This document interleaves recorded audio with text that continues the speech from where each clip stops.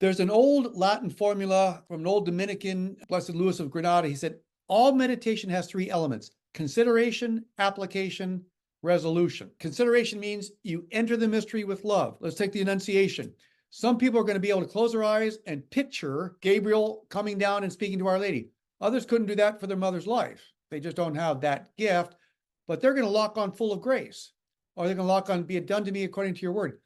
However you best enter the mystery, you want to try to enter it intellectually, but with love. Teresa of Avila says, meditation is not so much thinking as it is loving.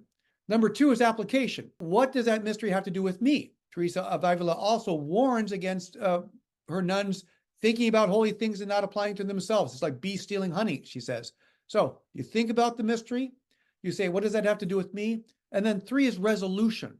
You try to make some practical resolve based on the meditation. Now, that doesn't mean that every time you pray 5 decades, you're going to have 5 resolves. Otherwise, you wouldn't have time to meditate on the mysteries. You just have time to remember your resolutions. But fundamentally, you can slow down if you need to, even if it means you get 3.5 mysteries done, but you're meditating.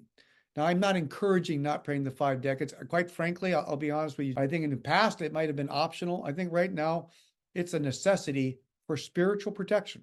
That's what the Rosary is. And so I would still say be patient with yourself. Do not get upset or frustrated if your mind wanders. That would be joining the human race, except for the great mystics. All of our minds wander.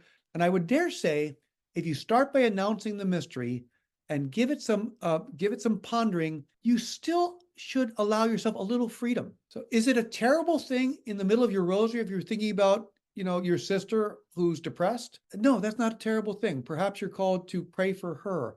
So I'm saying meditation is absolutely fundamental, but give yourself a little flexibility, because I think you'll find you'll pray more beads that way. You'll stay more consistent with the rosary if you give yourself a little slack with your distractions and realize you're trying to do it. You can get better at it, but no one prays the perfect rosary, except the mother herself.